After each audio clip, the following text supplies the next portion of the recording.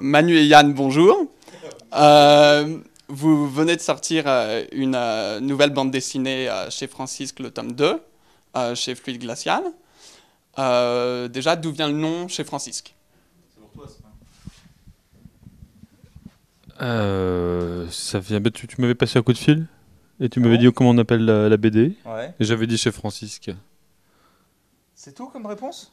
Tu penses qu'on va tenir 2 heures comme ça? Ah bah c'est chez Francisque, Mais un peu de poésie, c'est une référence à la France pétainiste, bon, qui est toujours là, qui est toujours présente, prégnante, voilà, qui est prêt à repartir comme en 40.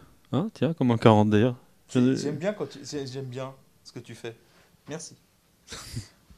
Ah non, mais moi je sais pas pourquoi on appelait ça Francisque. Bah, c'est pour ça. C'est pour ça. Et après j'ai découvert que c'est un vrai prénom, et comme je t'ai montré tout à l'heure. Alors incroyable, tout à l'heure on est venu dans votre Fnac, on a regardé un bouquin, t'as pris un bouquin quasi au hasard, et c'était le prénom du mec, c'était Francisque. En Non. vrai, sans déconner. C'était pas au hasard, je savais que Francisque Poulbeau s'appelait Francisque. Tu m'as niqué, c'était pas au hasard. Ah bah je t'ai jamais dit ça.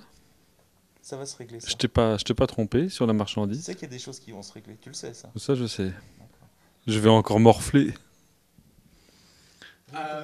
Est-ce que pendant, enfin, je vous ai vu pendant la séance de dédicace et vous faisiez chacun un dessin l'un et l'autre, même chose, le texte, vous le faisiez ensemble. Est-ce que l'élaboration de chez Francisque s'est passée de la même manière? Ah, c'est pour moi ça? Non. Alors non, il faut.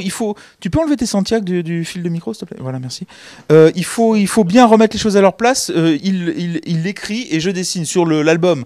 Après, en dédicace, comme lui aussi est dessinateur et que moi éventuellement je peux écrire aussi, on arrive à trouver comme ça un truc assez marrant pour travailler en dédicace. Mais l'album, il l'a écrit d'un bout à l'autre. J'ai pas rajouté 2 mots, peut-être 2 mots à un endroit.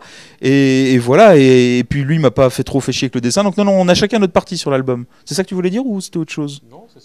Alors, il y a une question qui ne nous a pas été posée, mais je vais répondre. Il y a des gens qui demandent des fois si on fait les dessins avant et si on met les textes après. Ah oui, alors, c'est une question extraordinaire. Ouais. C'est vraiment utile le micro, on le garde? Ça? Mais tu peux chanter si tu veux. Le petit quinquin, ça te dit rien? Donc voilà, on peut répondre à cette question. Non, on fait d'abord les textes et après les dessins, parce que cette question commence à être saoulante. Donc on va l'évacuer tout de suite. Voilà, comme ça c'est fait. On n'en parle plus. Menteur.